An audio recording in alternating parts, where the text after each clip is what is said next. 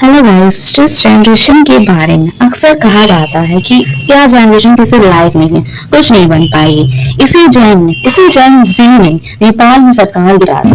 नेपाल के प्रधानमंत्री केपी शर्मा ओली को मजबूर कर दिया गया इस्तीफा देने के लिए। यह अलग बात है कि प्रोटेस्ट यहाँ तक बढ़ गए हैं कि प्रधानमंत्री के घरों में आग लगा दी गई, पार्लियामेंट भी आग के रट्टों में गिर गया है।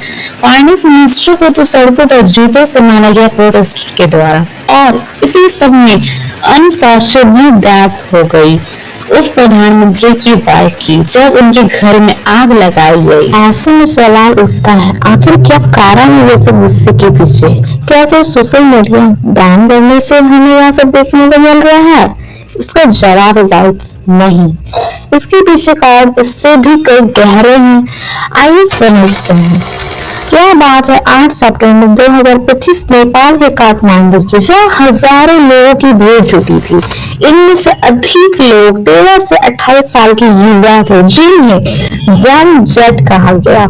किसी ने स्कूल यूनिफॉर्म इस प्रोटेस्ट को हामी नेपाल नाम के एनजीओ ने ऑर्गेनाइज किया। यह काठमांडू से होते हुए पार्लियामेंट तक मार्च कर रही थी। यह मार्च पूरी तरह से नॉन वायलेंट पीसफुल था, जिसे उग्र सरकार द्वारा तैनात किए गए पुलिस से हुआ। पुलिस ने ओपन फायर कर दिया था प्रोटेस्टर पर, जिससे 19 प्रोटेस्टर मारे गए और 400 लोग घायल हो गए थे। जाहिर सी बात है, यह तानाशाही देखकर कोई भी चुप नहीं रहेगा। यार, इस खबर के फैलते ही नेपाल के और भी शहरों में प्रोटेस्ट की शुरुआत होने लगी। इस प्रोटेस्ट के होने के कारण सबसे ज्यादा चर्चा सोशल मीडिया बैनिंग ऐप्स के बारे में बताया जा रहा है। असलियत में दोस्तों, यह एक कारण जरूर है, पर इससे बड़े कई कारण हैं, जैसे करप्शन, सरकार की मिसगवर्नेंस, बढ़ती बेरोजगारी और सरकार के मंत्रियों की नेपोटिज्म। दरअसल नेपाल सरकार ने 4 सितंबर 2025 को 26 सोशल मीडिया प्लेटफॉर्म को बंद कर दिया था, क्योंकि यह प्लेटफॉर्म सरकार से रजिस्टर्ड नहीं थे।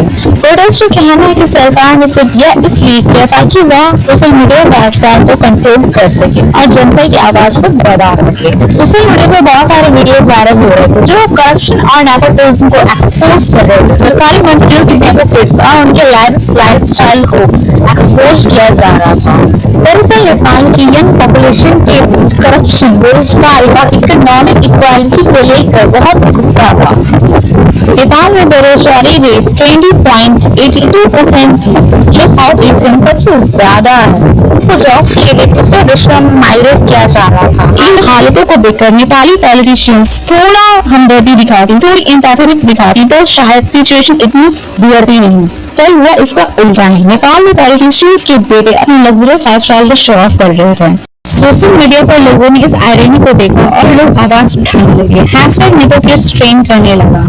इसके अलावा करप्शन भी एक बहुत बड़ा मुद्दा है नेपाल में। नेपाल का यूथ 70+ के सेम पॉलिटिशियन से फ्रस्ट्रेट हो चुका है, जो भारी से सरकार बनाते हैं और जाते हैं। इसी कारण से इसी साल मार्च के महीने में भी प्रोटेस्ट हुआ था, जिसमें कई लोगों ने कहा था कि नेपाल का रिपब्लिक बनने का एक्सपेरिमेंट फेल शायद वापस मोनार्ची बनना चाह रहे हैं। यह भी एक कमाल की चीज है कि लोग इतने फ्रस्ट्रेट हो गए हैं पॉलिटिशियन से कि डेमोक्रेसी के बारे में ना सोचकर वापस मोनार्ची बनने का सोच रहे हैं। असल में बात यह है फ्रेंड्स, साल 2008 से पहले नेपाल एक मोनार्ची था, मतलब सारी पावर जनता द्वारा चुने हुए पॉलिटिशियंस के पास नहीं बल्कि राजा के पास होती थी।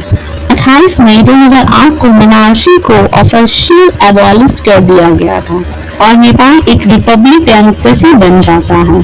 तब से लेकर आज तक 17 सालों में 13 बार सरकार बदल चुकी है और कुछ 2-3 पॉलिटिशियंस के बीच पावर रोटेट होती रहती है। अब इमेजिन करिए फ्रेंड्स, इस करप्शन, एम्प्लॉयमेंट, इनक्वालिटी और नेपोटिज्म के बीच सरकार अचानक से सोशल मीडिया पर बैन लगा दे, तो लोगों के अंदर जो फ्रस्ट्रेशन थी, जो गुस्सा था, वो पिक पॉइंट पर पहुंच चुका था, जो इस बैन के बाद गुस्सा पूरी तरह से एक्सप्लोड कर गया। करप्शन, बेरोजगारी और नेपोटिज्म जैसे मुद्दों को इग्नोर किया जाता है, तो यह दुनिया की सभी सरकारों के लिए लेसन है कि कभी भी जनता को इतना इग्नोर मत किया करो कि हालात इस कदर बिगड़ जाएं। और बात यह भी है फ्रेंड्स, जब हालात बिगड़ जाते हैं तब देश में कंट्रोल ला पाना बहुत मुश्किल हो जाता है। प्रोटेस्ट का फायदा उठाकर कुछ एंटी डेमोक्रेसी वापस मोनार्ची लाने का बात कर सकते हैं, लेकिन ये सही रास्ता नहीं होगा। जो भी रास्ता निकलता है वह डेमोक्रेसी सेटअप नहीं होना चाहिए, और हम यही उम्मीद करते हैं कि नेपाल में पीसफुल और लॉन्ग टर्म सॉल्यूशन निकल पाएगा।